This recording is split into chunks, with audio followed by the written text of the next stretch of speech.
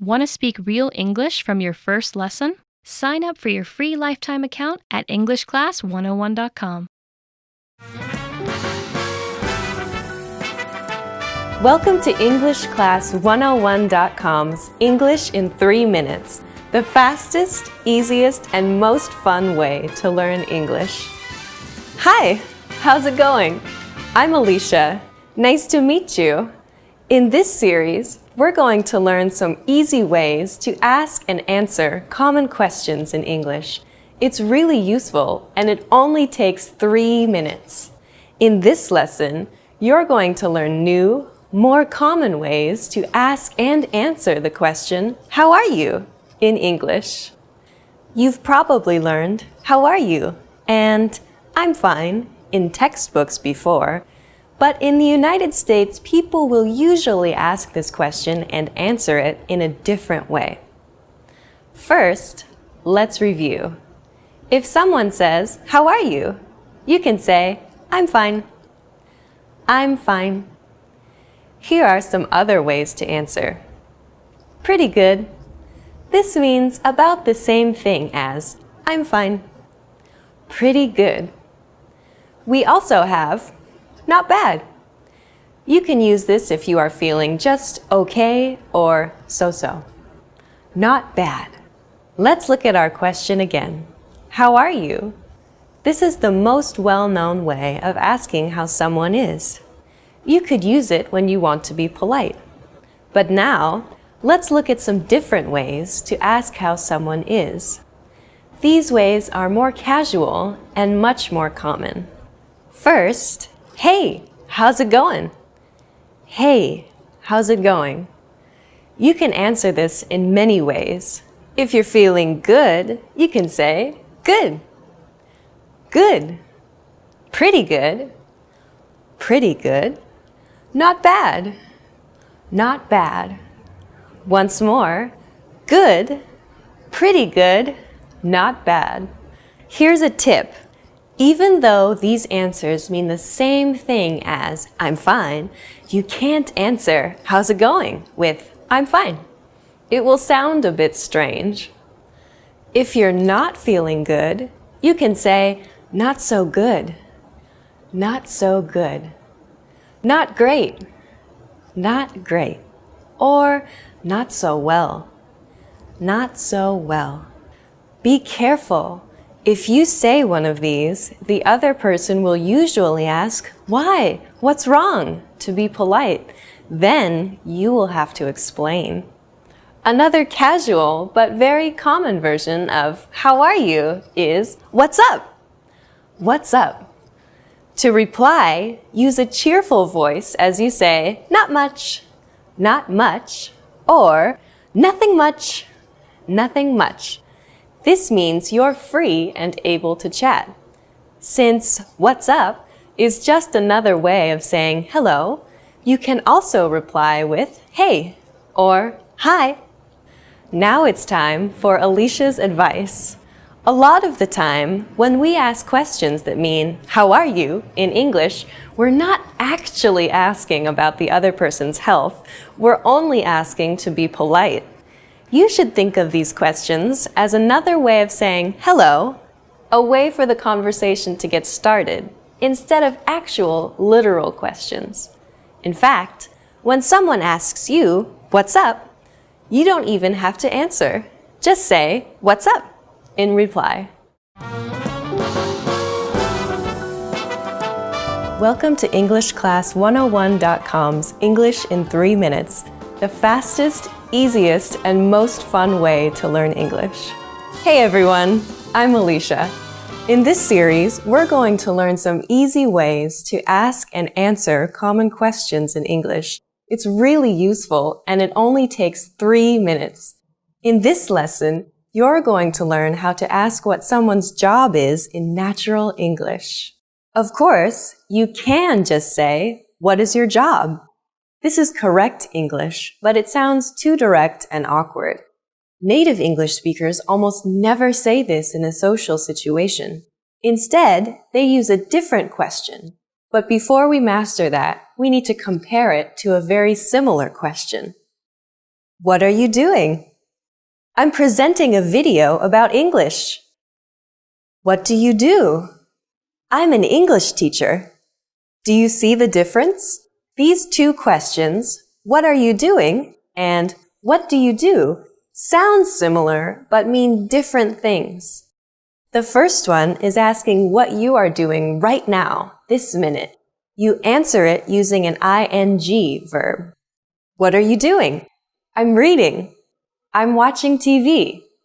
While the second is actually a shortened version of what do you do for a living? This is how we ask, what is your job in natural English? Let's practice this question. What do you do? What do you do? When native speakers of English ask this question, it can come out very fast and sound more like, what do you do? In order to tell it apart from, what are you doing? Just listen for the ing sound on the end of the question. If it's not there, then you're being asked what your job is. So how would you answer this question? Just think of it as if the other person is asking you, what is your job? You could answer with, I am, plus your job. I'm a teacher. I'm a teacher. Or, I'm an engineer. If you want to learn more job names, go to EnglishClass101.com and check out the core word lists.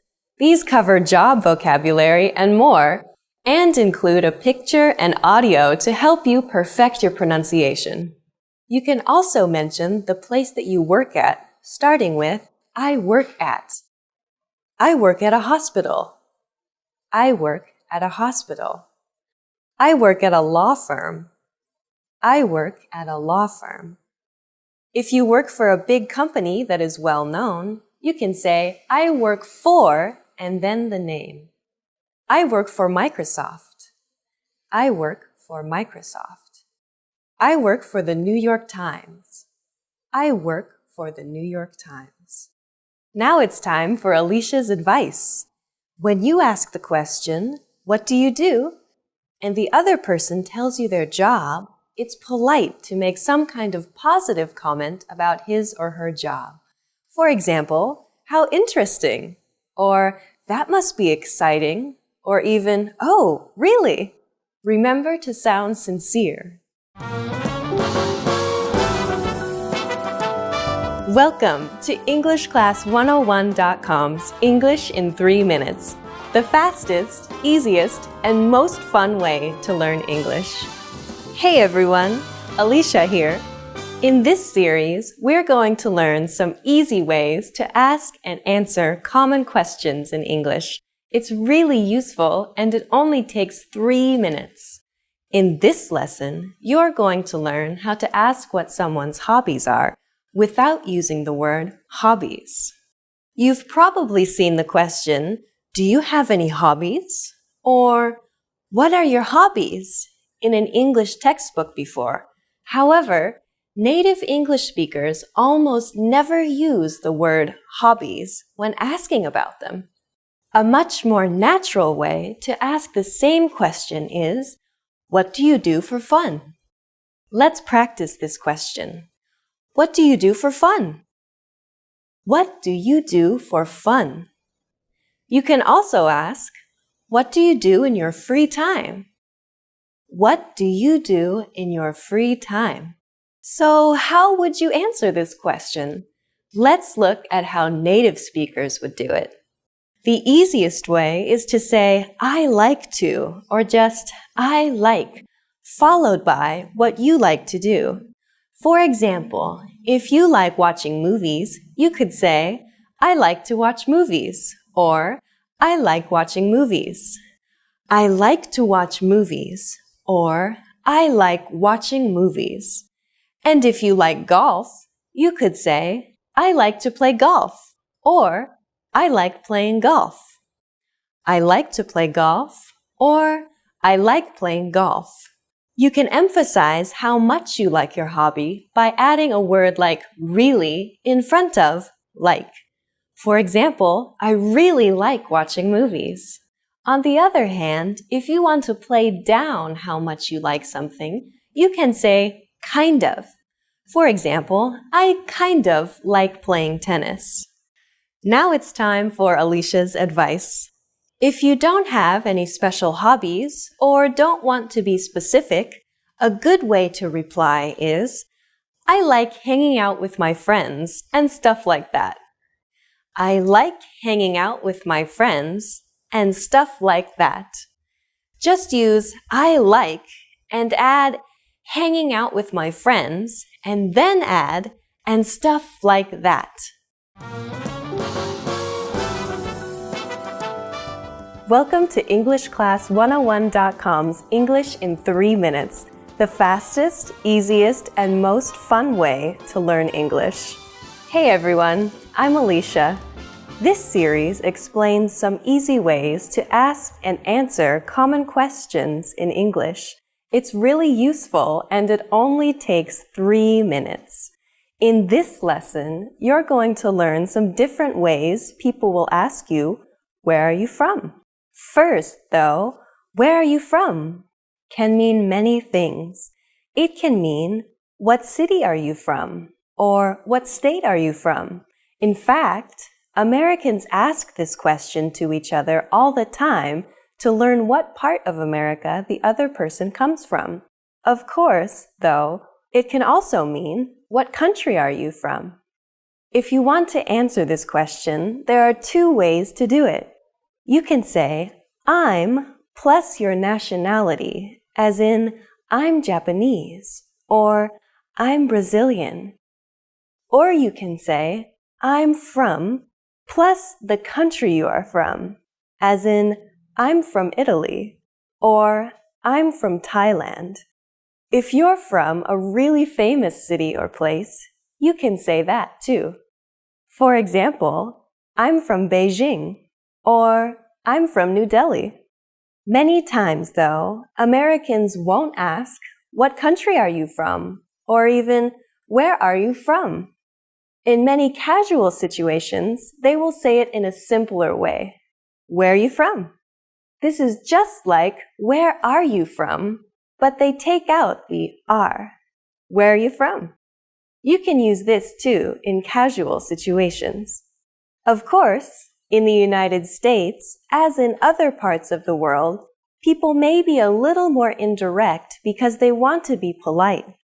To do this, they might ask you if you are from the place where they meet you. For example, if you meet someone in New York, they might ask, are you from New York? Or if you are in San Diego, they might ask, are you from San Diego?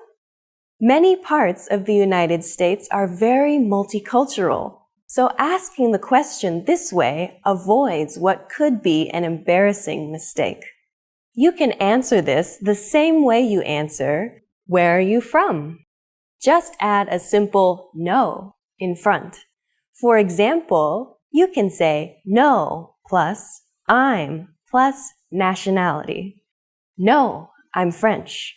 Or no plus I'm from plus country. No, I'm from Russia. Now it's time for Alicia's advice. Since the United States is very large, people you meet may take great pride in the place or region they come from. If you ask someone about where they're from, they may respond by saying something like West Coast, or the East Coast, or California, or the South, or the Midwest. If they answer in this way, it usually means they are interested in talking more about their region and how it differs from others. Welcome to EnglishClass101.com's English in 3 minutes, the fastest, easiest, and most fun way to learn English. Hey everyone, I'm Alicia. This series will teach you some easy ways to ask and answer common questions in English. It's really useful and it only takes 3 minutes. In this lesson, you're going to learn some new ways to ask someone, what's your name? Including one that you can use when you have forgotten someone's name. Now, what is your name? was probably one of the first questions you learned when you started studying English. I have to tell you, though, that most native speakers of English would never say this. In English, just like in other languages, it is often more polite to be a little indirect. Of course, the easiest way to avoid asking the question directly is to not ask at all. Just introduce yourself, and most people will respond by doing the same. When introducing yourself, simple is nearly always best. Just say, "Hi, I'm Alicia." To show that you want to know the other person's name, just add, "And you?" at the end. "Hi, I'm Alicia. And you?" "Hi, I'm Alicia. And you?" Just like before, take out my name, Alicia, and put your name in its place. After you say this, the other person will tell you his or her name. Okay, now let's talk about an embarrassing situation that happens to everybody. You have already met this person once before, but you have forgotten their name. The most polite thing to do in this situation is to apologize and ask again. There's a simple way to do this that's also polite. "I'm sorry. What was your name again?" "I'm sorry. What was your name again?" This sentence is very similar to "What's your name?" but it has 3 important differences. First, we say, "I'm sorry." A small apology can go a long way. After that, we say, "What was your name?" This is just like, "What is your name?" But instead of is, we use the past tense was. This is really important as it tells the other person that you remember meeting them. You haven't forgotten him or her. You have just forgotten the name. This little word makes all the difference. "I'm sorry. What was your name?" Finally, we add again to the end. This is another hint that tells the other person that you remember learning his or her name before, but you just can't recall it right now. "I'm sorry. What was your name again?" This phrase is appropriate for both formal and informal situations. Now it's time for Alicia's advice. In the United States, it's normal to address people by name in conversation more than once. In both formal and informal situations, it's a way to show respect or interest in the other person and can help you make friends. It is also a great way to practice someone's name so you don't forget it. If you are talking to someone named Anne, for example, instead of just, "What do you do for fun?" you could say, "Anne, what do you do for fun?" You can also put the name at the end of the sentence. "What do you do for fun, Anne?" You don't want to say the person's name too often or it will sound a little strange. But if you practice someone's name like this, you won't forget it. And people love to hear their own name. Welcome to EnglishClass101.com's English in 3 minutes, the fastest, easiest, and most fun way to learn English. Hey everyone, I'm Alicia. In this series, we're going to learn some easy ways to ask and answer common questions in English. It's really useful and it only takes 3 minutes. In this lesson, you're going to learn some ways to get in touch with someone after you have met them once already. In a lot of textbooks, you've probably seen the question, "What's your phone number?" What's your phone number? It's a very useful question, but there are 2 problems with it. First, it can sound a little too direct, especially when talking to members of the opposite sex. And second, people use the phone a lot less these days than they used to. Instead, they might prefer to connect by email or on a social network like Facebook. To start, though, a simple variation on "What's your phone number?" that sounds a little less direct is, "Could I get your number?" Could I get your number? We start the sentence with could which softens the request. Next, say I, then get, and finally, your number, which is short for your phone number. This question is slightly casual, but it can be used in almost any situation. Recently, many people prefer to use email rather than the phone to communicate. Asking someone for his or her email address is also a little less direct than asking for their phone number. Could I get your email address? Could I get your email address? We just took could I get your number and replaced number with email address. It's that simple. Could I get your email address?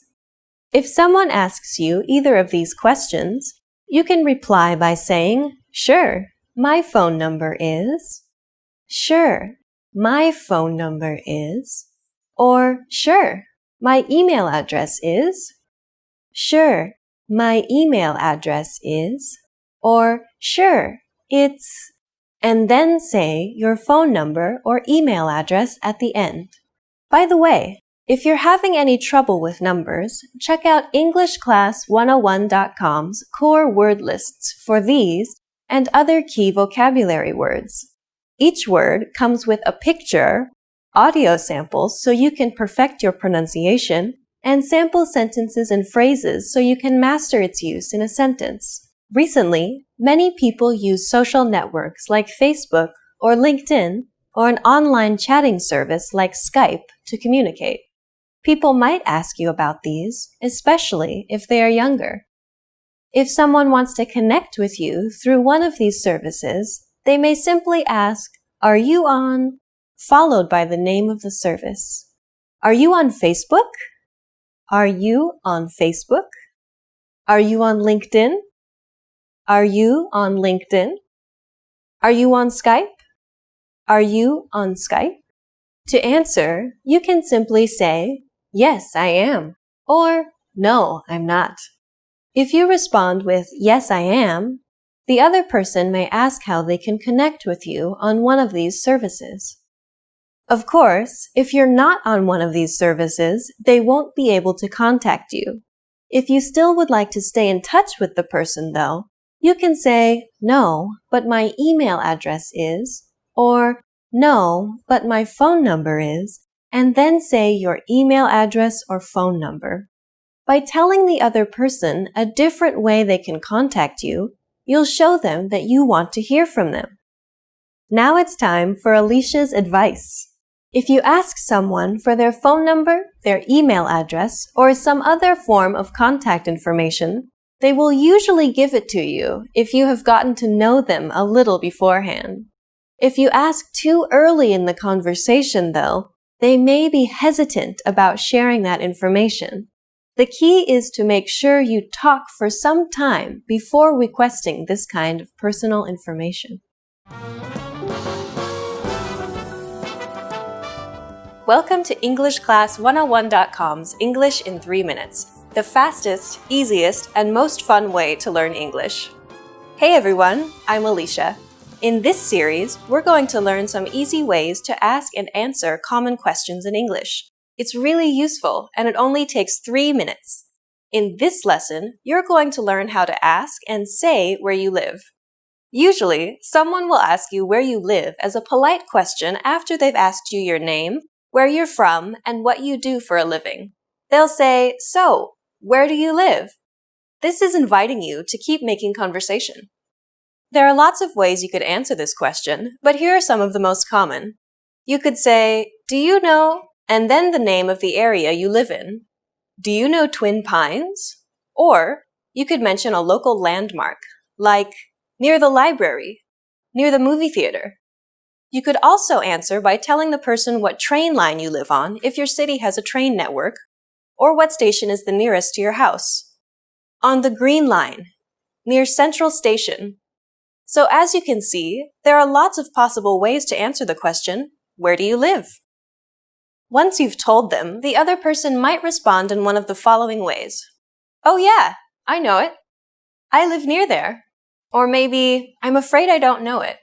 The other person is just being polite by showing interest, so you can reply by saying something like, "Oh, really?" Since the other person is asking you this question to be polite, a good way to continue the conversation is to ask them the same question in return. You can just say, "How about you?" Or, "Where do you live?" Put some stress on the you. Where do you live? Now it's time for Alicia's advice. Asking where someone lives is a way to try to find something you have in common with the person you're talking to.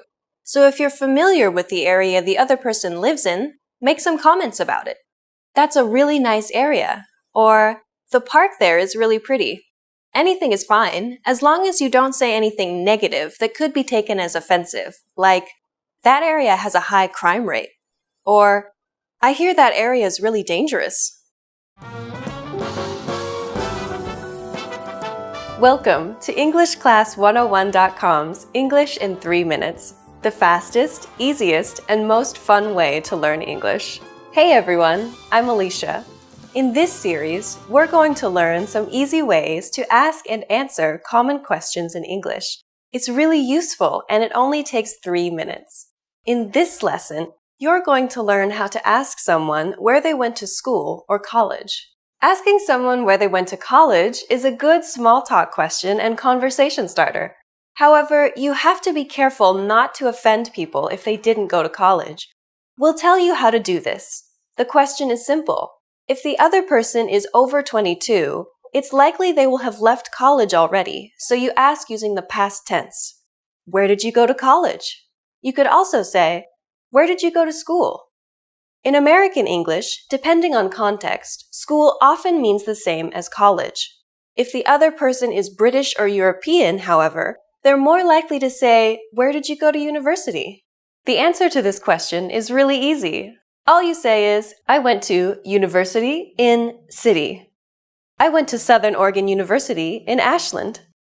If the name of the city or town is part of the university's name, like Tokyo University or Oxford University, you can add the name of the country instead.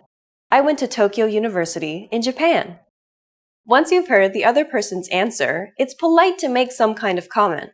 For example, wow, that's a really famous university. Or just, oh, really? Sometimes, when you ask, where did you go to college? The other person might reply, I didn't go to college. In this situation, you should be careful how you reply so as not to appear rude.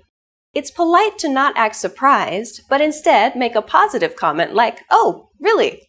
Or ask a question like, did you go straight into a job? Now it's time for Alicia's advice. A good follow-up question to keep the conversation going is to ask the other person, what did you study? Or what was your major? This gives them an opportunity to talk about something they're interested in. In the next lesson, you'll learn how to ask another basic question about the other person, which often features in first-time conversations between native speakers. That's, do you have any brothers or sisters? See you next time!